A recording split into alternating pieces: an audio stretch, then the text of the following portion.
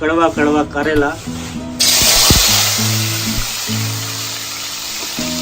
આપણે આની અંદર નાખવાનું છે. ગોપાલનું જે તીખું મીઠું ચવાણું છે એ આપણે આની અંદર એડ કરવાના છીએ, કારણ કે બધી વાનગી ફરસાણ એ બધું ચણાના લોટમાંથી જ બનતું હોય છે. તો મેં કીધું આજે આપણે એને ચવાણું એડ કરી અને તમારા માટે કંઈક નવી રેસીપી લાવીએ. મિત્રો, ઊની રોટલીને કારેલાનું શાક. વરસાદ તો ક્યારનો આવી ગયો, વયો ગયો, પણ અત્યારે ગરમા ગરમ રોટલી અને કારેલાનું શાક.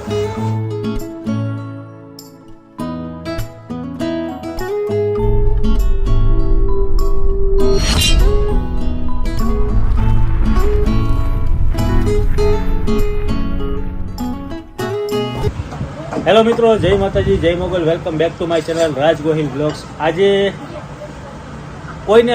કોઈ લોકોને ભાવતું ન હોય કારેલાનું શાક, કારણ કે આ કારેલા કડવા હોય એટલે કોણે કારેલાનું શાક ભાવે છે. કોમેન્ટ જરૂરથી કરજો. ને આજે આપણે બનાવવાના છે કારેલાનું શાક, એ પણ અલગ રીતે. કઈ રીતના બને છે જુઓ. આજે મારા મમ્મી કીધું કે આજે હું તને કારેલાના શાકની જે રેસીપી બતાવું. આ કારેલાની છાલ પહેલાં કાઢી નાખી, પેલા છોલી નાખી છે, ને પછી આવી રીતના આપણે ભીંડોનું જે કટિંગ થતું એ રીતના ગોળ કટિંગ કરી લેવાનું. પછી આ તમે કંઈક કહેતા હતા ને, મીઠામાં પલાળી દેવાનું. મીઠામાં પલાળવા તો પલાળે, નકર બાફી નાખવાના. મિત્રો, કારેલા કડવા હોય એના માટે તમે મીઠામાં પલાળી દેજો અડધી કલાક પહેલા, અને પછી જે કારેલામાં જે કડવાશ છે ને એ બધી વહી જાય. અને પાણીમાં ધોઈને પછી આને ફ્રાય કરવાનું કે તળવાના કે બાફવાના? અને ડાયરેક્ટ બાફવાના જ છે. બાફવાના, કટિંગ કરીને બાફી નાખવાના. મીઠામાં થોડું મીઠું નાખવાનું, ગરમ પાણી. પેલા ગરમ પાણી મીઠું નાખવાનું એટલે બફાઈ જાય. હા, કડવું ન. આજની તમને રેસીપી હું બતાવું અલગ રીતના છે. તમને આગળ એની પાસે કેટલી પ્રોસેસ જોશે એ બધી વારાફરતી તમને બતાવી. મિત્રો, કારેલા બારે માસ મળતા હોય છે. ચોમાસાની સિઝન આવી ગઈ છે, તો ચોમાસામાં પણ કારેલાનું શાક બનાવજો ઘરે. અને કઈ રીતના બને છે તમને બધી માહિતી આપીએ. બધા કરતાં અલગ બનાવવાનું છે. આખો વિડીયો જોજો અને બીજાને ફોરવર્ડ પણ કરતા રહેજો. અને મિત્રો, કહેવત નથી આવરે વરસાદ, ઢેબરિયો વરસાદ, ઊની રોટલી ને કારેલાનું શાક. એટલે આજે આપણે બનાવવાનું છે કારેલાનું શાક. જય માતાજી. અને હા, બીજું કે ડાયાબિટીસ જે કોઈને હોય એના માટે કારેલાનું શાક ગુણકારી છે, તો એ પણ ફરજિયાત તમારે કારેલાનું શાક ખાવું જોઈએ. અત્યારે શું કરવું? મીઠું નાખું છું અંદર. મીઠું ઉપરથી નાખી દેવાનું. હા, થોડીક મીઠું રાખી દેવાનું 5-10 મિનિટ. 10-15 મિનિટ આને રાખી દેવાનું. એટલે કડવાશ શું થાય? દૂર થઈ જાય. કડવું હોય ને અંદર દૂર થઈ જાય. મીઠું ન નાખી તો કડવું થશે. એમ નહીં, હા, પાણી પછી નકર બાફી નાખવાના ને. તો નકર ગરમ પાણીમાં મીઠું નાખીને બાફી નાખવાનું. અધકચરા બાફી નાખવાના. હા, આપણે આવી રીતે મીઠું નાખીને અને 5 થી 10 મિનિટ સુધી રાખી દેવાના છે. એટલે આની કડવાશ દૂર થઈ જાય. મસરી નાખવાના. હા, મસરી એટલે એક રસ થઈ જાય બધા. હા, પછી એને પાણીથી ધોઈ નાખવાના ને. થોડીક રાખવાના. થોડીક વાર રાખીને પાણીથી ધોઈ નાખવાનું. મીઠું ભરી જાય ને અંદર. હા, પછી પાણીથી સાફ કરી નાખવાનું. હા. મિત્રો, આપણા કારેલાને હવે આપણે 10 મિનિટ જેવું થઈ ગયું છે. હવે આને આપણે ધોઈ નાખીએ. કારેલા આપણે 2-3 પાણીથી ધોવાના છે. ધોવાઈ જાય પછી આને પ્રોસેસ આપણે કરવાની છે. મિત્રો, આપણા કારેલા સાફ થઈ ગયા છે. 2-3 પાણીથી આપણે ધોઈ લીધા છે. અને હવે આપણે આને તળી નાખશું, ફ્રાય કરી નાખશું તેલની અંદર. અને બીજું કે તમને આની અંદર આપણે ચણાનો લોટનો યુઝ નથી કરવાનો. આપણે આની અંદર નાખવાનું છે ગોપાલનું જે તીખું મીઠું ચવાણું છે એ આપણે આની અંદર એડ કરવાના છીએ. અને પછી તમને બતાવી કે કારેલાનું શાક કઈ રીતના બન્યું છે. તો હવે આપણે પહેલાં તો કઢાઈ લઈ લીધી છે. એમાં થોડુંક આપણે તેલ ઉમેરશું, જેથી કરીને આપણા જે કારેલા છે આ બધા પડેલા એ કારેલાને તળવાના છે. મિત્રો, આપણું તેલ આવી ગયું છે ને હવે આપણા જે કડવા કારેલા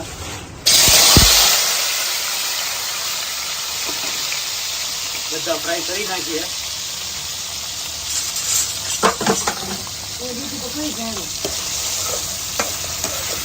હા, જ્યાં સુધી હલકા બ્રાઉન ના થાય ત્યાં સુધી આને ફ્રાય કરતું રહેવાનું છે. મિત્રો આપણા કારેલા ફ્રાય થઈ ગયા છે. આને આપણે એક બાઉલની અંદર કાઢી લઈએ, પછી આગળની પ્રોસેસ તમને હું બતાવું. હવે આપણે કરવાનો છે સીધો વઘાર. મિત્રો આપણા કારેલા ફ્રાય થઈ ગયા છે ને હવે આપણે કરશું વઘારની પ્રોસેસ. મિત્રો આપણે જે આ કઢાઈમાં તેલ વધ્યું હતું એ જ તેલોમાં ઉપયોગ કરી નાખીએ, કારણ કે આપણે તો રહ્યા ભાઈ ગુજરાતી કાઠિયાવાડી, એટલે આનો ઉપયોગ કરી જ નાખીએ. પહેલાં તો રાઈ, પછી ઉપરથી આવશે જીરું, પછી થોડી અમથી હિંગ, પછી આપણે નાખવાનું છે આપણે જે કટિંગ કરેલી હતી ડુંગળી, એ આપણે નાખીશું.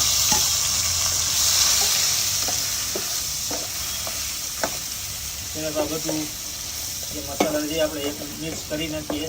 જ્યાં સુધી ડુંગળી બ્રાઉન કલર ના પકડે ત્યાં સુધી આને પકાવવાનું છે. મિત્રો આપણી ડુંગળી ફ્રાય થઈ ગઈ છે ને હવે એની ઉપરથી આવશે મરચાં અને ટમેટા.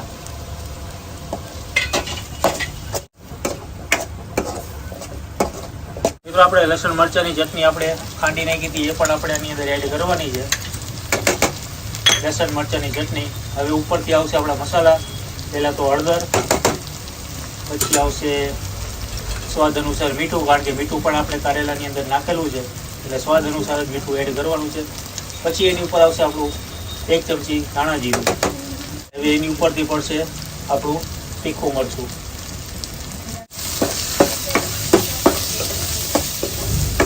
બધા મસાલા એક સરખા પાકી જાય તે પછી જ આપણે આની અંદર નાખવાનું છે ચવાણાનો ભૂકો, એ પણ આપણે કરી નાખ્યો છે. મિત્રો આપણા મસાલા બરી ના જાય એટલા માટે થોડુંક પાણી આપણે ઉમેરશું. થોડુંક એને ઘાટું થાય ને જેમ જેમ તમને એવું લાગે કે ભાઈ થોડુંક ગ્રેવી જેવું થઈ જાય તો પાણી પણ એડ કરતું રહેવાનું. હવે નાખશું આપણે ચવાણાનો ભૂકો, જે આપણે ખાંડી નાખ્યો હતો એ હું તમને બતાવું છું. આ ચવાણાનો ભૂકો છે, આપણે બધો ખાંડી નાખ્યો છે. હવે આની ઉપર આપણે એડ કરવાના છીએ. મિત્રો આ ચવાણાનો ભૂકો, જે ખાટું મીઠું ગોપાલનું ચવાણું આપણે લીધું હતું એ બધું આપણે આની અંદર મિક્સ કરી નાખ્યું છે. ઘણા બધા લોકો કારેલાની રેસીપી મેં જોઈ, પણ ઘણા બધા લોકો ચણાના લોટનો યુઝ કરતા હોય છે, પણ આપણે કંઈક અલગ કર્યું છે. ચવાણાનો ભૂકો આપણે આની અંદર એડ કરી નાખ્યો છે એટલે મસ્ત મજાનું હોય ને તીખું મીઠું લાગશે શાક. અને આની અંદર આપણે થોડીક નાખશું ખાંડ. મિત્રો તમને મસાલા જો થોડાક ડ્રાય જેવા લાગે તો પાણી ઉમેરી દેવાનું પાછું. અને હવે આની ઉપરથી આવશે આપણી ચટપટી ખાંડ. આ ઉપરથી પડી ગઈ છે આપણી ખાંડ.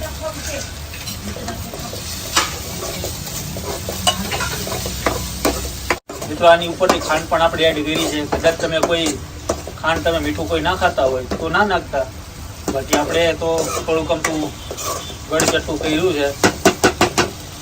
જો પાણી જરૂરિયાત મુજબ જ તમે એડ કરવાનું છે આની અંદર. બાકી હવે આપણી જે આ ગ્રેવી છે બધી પાકી ગઈ છે. લાસ્ટમાં આપણા જે કારેલા જે ફ્રાય કરેલા છે એ આની ઉપર એડ કરવાના છે. અને અત્યારે જે આપણે આ ફ્રાય કરેલા કારેલા એ હવે આપણે એડ કરી દઈશું આની ઉપર.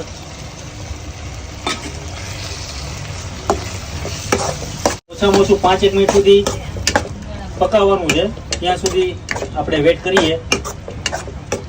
કારેલાનું શાક કોણે કોણે ઘરે બનાવીને ખાધું છે કોમેન્ટ જરૂરથી કરજો ભાઈઓ, કારણ કે આપણને જેવું આવડ્યું છે એવું આપણે બનાવીએ છીએ, પ્રયત્ન કરીએ છીએ કંઈક ને કંઈક નવું નવું તમારા માટે.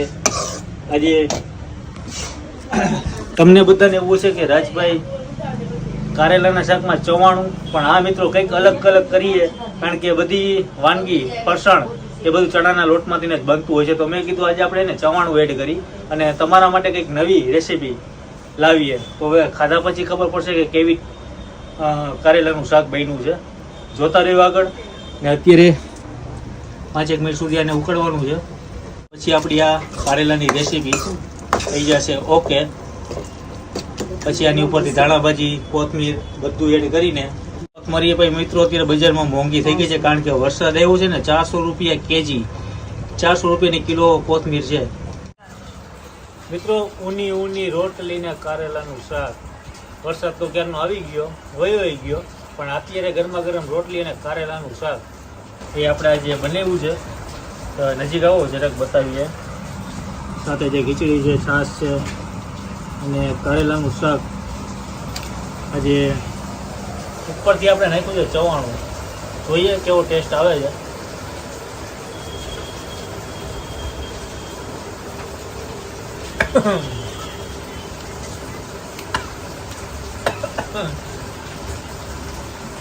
મસાલો ચડી ગયો.